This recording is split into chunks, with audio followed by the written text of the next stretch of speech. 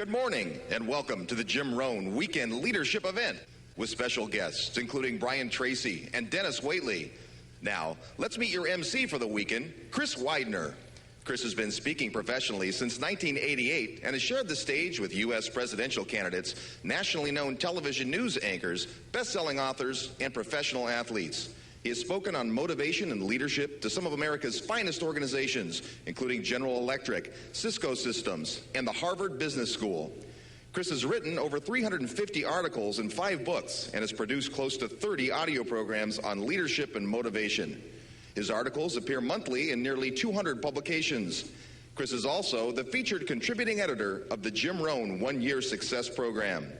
Chris's newsletter, Made for Success, has subscribers in 105 countries, making it one of the world's most widely distributed newsletters on success and leadership. His most recent book is The Angel Inside, Creating a Life of Power and Beauty.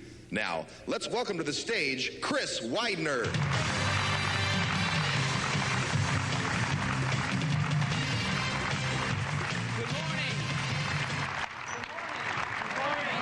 Welcome to Anaheim. How many of you are excited to be here today? Well, welcome to the Jim Rohn Weekend Leadership Event. It's going to be an extremely exciting 3 days, and I suppose I don't have to tell you that. We have people literally from all over the world. Of course, from the United States, but then also all over the world. I did a brief, quick walkthrough and just took a look at where some folks were from, and I wanted to just tell you where a lot of the people came from. Certainly this isn't an exhaustive list, but it's a list from outside the United States. Nigeria, Norway, Australia, Italy, the UK, Mexico, Canada, Finland, Denmark, Ireland, Switzerland, Belgium, the Cayman Islands, and I think we even have some folks from New Jersey. So it's going to be a great 3 days, and it's okay. I can bust on the people from New Jersey. I actually did 3 years in New Jersey. Well, I mean, I lived in New Jersey for 3 years. Today, let's just give you an overview. We have coming up shortly Jim Rohn. Then later on in the day, the great Dennis Waitley is going to be here with us. And then later on after that, we're going to have Jim back on the stage. And then, of course, we have the teenage session, which is geared for teenagers, but certainly everybody is invited to that, and it's going to be an extraordinary time as well. One thought I want to give to you as we begin this day and this weekend, and it's around the idea of ideas. I love the concept of ideas, because ideas are the seeds of what become our lives. And over the course of the next 3 days with Jim and Dennis and Brian, as well as a number of the other speakers, you're going to get literally thousands of ideas. And I think about the power of ideas. You know, Microsoft started as an idea in someone's mind. The automobile started as an idea in someone's mind. Space travel began as an idea in someone's mind. In fact, the very foundation of our country, the United States of America, began as an idea and a concept inside someone's mind. Truly amazing what happens when we allow an idea to grow inside of us and then transform by action to begin to develop the kind of life that we want to live. And that, to me, is the most exciting reason to be here today. Each and every one of you is going to be kind of on idea overload. You're going to have little ideas that are going to pop into your brain, and what comes into one person's mind is going to be different than what really sits inside of someone else's mind. But take those ideas and write them down. You're going to take lots of notes, and then begin to let them germinate inside of you. Begin to let them grow into something that when you go home, you can place into action. The power of ideas is truly amazing. And there's really no one better at ideas than our first speaker today. Over the last 40 years, he's spoken to about 6,000 audiences. He's written numerous books, many audio tapes, CDs, of which most of you in here can probably name and have experienced and really enjoyed and benefited from. He is a gentleman who truly probably does not need an introduction to you, but I'm happy to be able to be the one to do it. It is my great privilege and my high honor to be able to introduce to you for this weekend, Jim Rohn. Please welcome.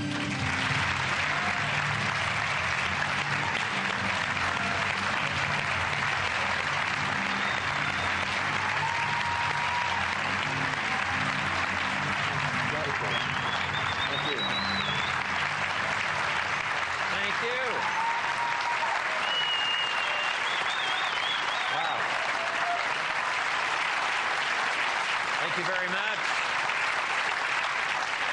Wow, thank you. Thank you. All right. Thank you very much. Thank you. Wow. Save some for the end. How many of you have never seen me before? This is your first time.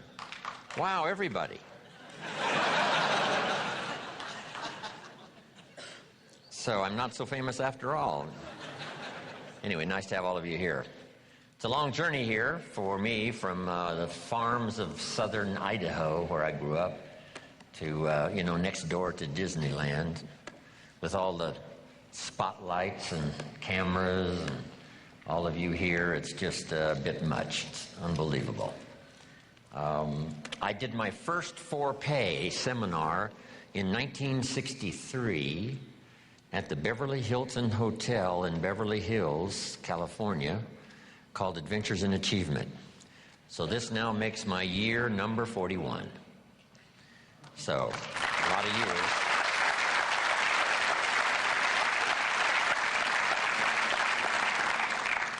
And my big purpose now is to keep my journey going. I just got back from Argentina last week, and next week I go to Venezuela. Toward the end of the month, back to Italy and Europe. A little later in the year, Asia, South Africa, and Australia, and who knows where else.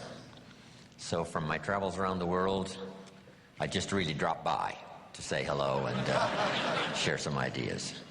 But I'm thankful for the opportunity to share these ideas one more time. The ideas I want to share with you so dramatically changed my life. I'm always excited about the opportunity to share them, one more time. I quit school at age 19, unfortunately. My reasoning was, I'm smart enough to get a job. How much smarter do you need to be? And with that bit of shallow thinking, I quit school at age 19. A little while later, I went to work. A little while later, got married, started this little family. And I'm out there working hard, doing the best I could. But falling a little bit behind every year. Finally, the creditors once in a while are starting to call, saying, you told us the check was in the mail. And I'm embarrassed by that. And then I'm sure some of you, if you've listened to my cassette tapes or the CDs or heard some of my material, the Girl Scout story finally occurred, age 25. I hear this knock on the door. I go to the door, and there's this Girl Scout, about this tall, selling cookies for the Girl Scouts. I mean, she gave me one of the finest sales presentations I've ever heard. Special deal, several flavors, Girl Scouts, best organization in the world, only $2. And with a big smile, she very politely asked me to buy. No problem. I wanted to buy. Big problem. I didn't have $2 in my pocket. I'm a grown man. I live in America. I'm married with a family. I've been to college 1 year. And I've been working for 6 years, from age 19 to 25, and I didn't have the $2 in my pocket. And I didn't want to tell her that. That seemed too embarrassing. So I did what I thought was next best. I lied to her. And I said, look, we've already bought lots of Girl Scout cookies. We've still got plenty in the house we haven't eaten. She said, oh, that's wonderful. Thank you very much. And she leaves. When she leaves, I say to myself, I don't want to live like this anymore. I mean, how low can you get lying to a Girl Scout, right? I mean, that's the ultimate. So I started my search that day, and sure enough, very shortly, I met this extraordinary man by the name of Mr. Earl Schoaf, and my life was never the same after that. Chris mentioned ideas, and that's where this whole flow of unique ideas started for me, age 25. I had the opportunity to go to work for this extraordinary man. I worked for him for 5 years. Then, unfortunately, he died, age 49. But the things he taught me during that 5 years transformed my economic life especially, but my personal life, my leadership chances, all of that that came from that unique experience. So maybe it's true when the student is ready. When someone says, I've had it, this is it. I don't want to live like this anymore. And then you begin a new search. So make this note now for the first of the notes we're going to share in my portion for today. If you start the search, the odds are excellent you will find good ideas. If you search, you will find. Finding is reserved for those that search. Ideas are not reserved for those that hope. They're not reserved for those that wish. They're not reserved for those who complain. Good ideas are reserved for those that search. So the first thing I want to do is congratulate all of you for being here, continuing your search, spending the money and spending the time to come and spend a few days and see if you can't, through the accumulation of hours and speakers that we have during this weekend, go home with a harvest of good ideas for your business, for your life, for your marriage, for your friendships, for your economic future, and, for all of the rest. We've all heard the expression, nothing so powerful as an idea whose time has come. How very true. The walls came tumbling down about 15, 16 years ago in Germany, and the time had come for capitalism to finally reach those unfortunate countries that have been dominated by communism for so long. And that idea now is beginning to flourish. I've been teaching capitalism now for the last 10 years in Russia. I've made 5 trips to all the major cities. It's incredible when an idea finally comes and the time is right, what can happen. So, ideas, when an idea and its time is ready, it can be incredible. But now here's the next part for your notes. Nothing so powerful as an idea that comes at the right time. And hopefully today for you and the rest of this series of good trainings, this would be a good time for you. Maybe you've got 3 numbers of the lock that needs 4 numbers. And you've already got 3 already dialed in from, the sermons you've heard and the lyrics of the songs you've listened to and personal conversations and meetings and trainings and seminars and books you've read, all of that, right? You got the 3 numbers. And just maybe, this weekend could well be that 4th number for you that you've been looking for. And the lock will open and the door will open, and there could be some real new accelerated opportunity for you over the next few years of your life. So I hope that's true. From what I have to say and from Dennis and Brian and other speakers that are going to share with you, this could be a very important weekend for you. I hope it's one of those life-changing weekends where you look back and say, wow, I was never the same. And the chances are excellent if you keep going to as many things as you can get to in terms of information, ideas, seminars, lectures. Because if you go continuously and systematically, some of them will be routine, some of them may be ordinary, and then just once in a while, some may be extraordinary, and you're never the same again. And you'll look back on that experience and say, that was one of the days that turned my life around. So I hope this weekend, from what I have to share and the rest of the speakers, this is one of those extraordinary weekends for you. Here's another note to make. No one person has all the answers. No one person has all the ideas. We need to gather ideas from a variety of voices and from a variety of experience, from social to personal to political to the management of time, the conservation of resources, business, entrepreneur, career, all of that. Being a good parent, a good mother, being a good father, being a good friend, a business colleague. You got to have a whole variety of ideas. So this weekend, we're going to have a chance for that. Multiple speakers and a chance for multiple ideas to come your way. Next is a little phrase that I'd like to have you memorize. And if you memorize it, I'm sure it'll follow you for the rest of your life. And if you're ready, say, I'm ready. Ready. Here is the phrase. You can write it down as we memorize it. Here it is. From testimonials and personal experience, repeat that for me. From testimonials and personal experience, we have enough information to conclude. I'll let you write it down. We have enough information to conclude. So repeat for me. We have enough information to conclude. If you were composing this, I don't know what you would write after this.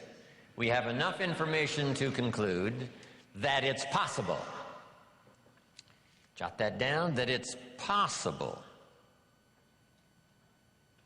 So repeat for me, that it's possible. And the rest. To design and live an extraordinary life. Make that note, to design and live an extraordinary life. So repeat that for me. To design and live an extraordinary life. Now, let's repeat it from the beginning. Here we go. From testimonials and personal experience, we have enough information to conclude that it's possible to design and live an extraordinary life. I hope you will give that little phrase some consideration, and here's what's next. I hope you buy the idea that from testimonials and personal experience, we have enough information to conclude that it's possible to design and live an extraordinary life. And what I want this weekend to be for you is the gathering of more ways and means to design and live for you an extraordinary life. I don't know how far you want to go. Here's the first essence of life, and that is self-preservation. To produce enough to take care of yourself. The instructions given right to the couple that left the Garden of Eden. One was to multiply. It's a lonely place with only 2 people. But here were the next instructions, to be fruitful. How fruitful, how productive should one be? And here's number 1, to produce enough to survive. To produce enough to take care of yourself. And self-care is important. If you're flying on an airplane, the flight attendant says if for some reason we run out of oxygen, these oxygen masks will fall from the ceiling, and if you have children with you, quickly take care of them, then take care of yourself. No.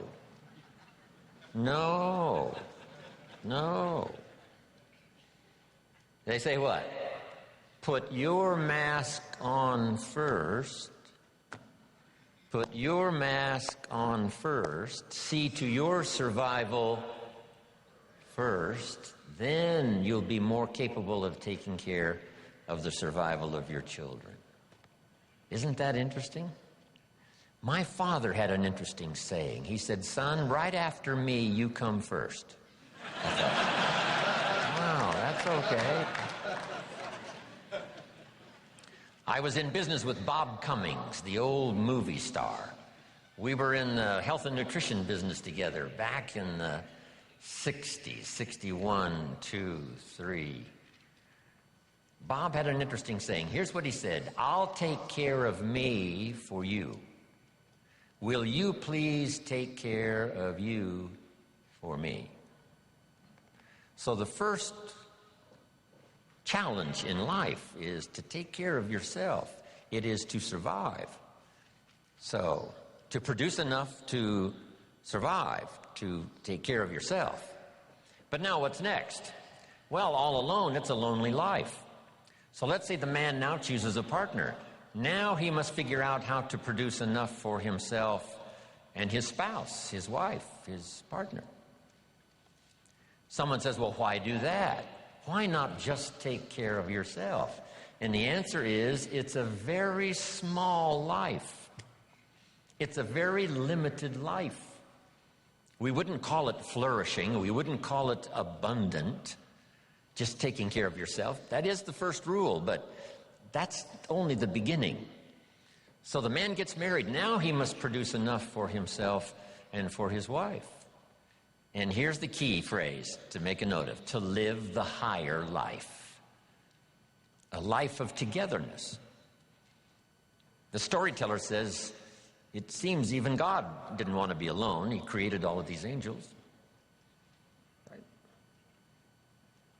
So, to join with someone now, you must produce enough for yourself, for your partner. Now, is that it? And the answer is no. How about children? Let us have children. That's a unique experience. So now if the man has a wife and now he has children, here's the challenge: to produce enough for himself and his family. Now someone says, well, why take on all of that? Why not just take care of yourself? You could, yes, but you couldn't live this more extraordinary life without taking on the responsibility of having a partner, having some children, and live that kind of extraordinary life. So I think everybody would agree. Now, is that the end of it? No. Here's the next challenge: to produce more than you need for yourself and for your family. Someone says, well, now why start being ridiculous here? Yes, produce enough for yourself. Well, yes, if you want to get married, produce enough for yourself and for your spouse. Now, with children, produce enough for your family, but why do more than that? And jot down the answer: to live a more extraordinary life. So now the man produces more than he needs for himself and for his children, so that he can be a person of benevolence, so that he can give and so that he can share. That's the more abundant, that's the more extraordinary life. To produce more than you need for yourself and for your children. Is that it? Let's take it a couple of more steps. How about producing much more than you need for yourself and for your family? Someone says, well, now you're off the scale. I mean, why work that hard? Why go that far? Why produce that much? Some would say, just take care of yourself. Some would say, just, get a partner and that's it, and then children and that's it. And be a bit benevolent and that's it. But why not go this next step and produce much more than you need for yourself and for your children? And when someone says, why do that? All of us know the answer, right? Why not? If you've got the talent and the skill and the opportunity, why not put all of that together and see if you couldn't produce much more than you need for yourself and for your family? Let's say you earned $10 million this year, and you and your family only need $3 million, which would probably cover most families, right? Some families are more expensive than others, as I discovered. But let's say $3 million would, cover a big, high percentage. So now if you and your family only needed $3 million for the year, now you have $7 million to give. And someone says what? Why do that? And the obvious answer is what? Why not? If you've got the talent and the skill and the time and the opportunity and the occasion and all this stuff comes together, why not? Let's go one more. How about producing far more than you need for yourself and for your family? And live the far more life. We've heard the story of Andrew Carnegie, right? Andrew Carnegie said this. He built the big steel industry back in the 20s here in America. Here was Andrew Carnegie's goal. I'm going to spend the first half of my life earning money. I'm going to spend the last half of my life giving it all away. Isn't that extraordinary? Wouldn't you call that an extraordinary life? And the answer is yes. He got so excited by that goal that the first half of his life, he earned $400 million, which back then was a lot of money. I mean, now, right, it doesn't seem to be that much, but, you know, maybe back then it would total $40 billion, like Bill Gates. So $40 billion he earned the first half of his life. Guess what he did with the last half of his life? He gave it all away. And the big question is, why do that? And the answer is, why not?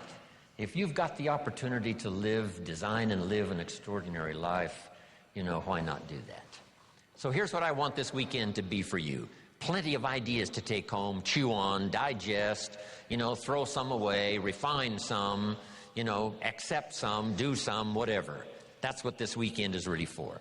To send you home with a whole new library of thoughts to ponder, ideas to try, disciplines to work out, some skills to learn. And if we do that and do it well this weekend, you will say, hey, it was certainly worth the time and the money to go to that weekend Jim Rohn seminar, Jim Rohn and Friends. Now make these notes.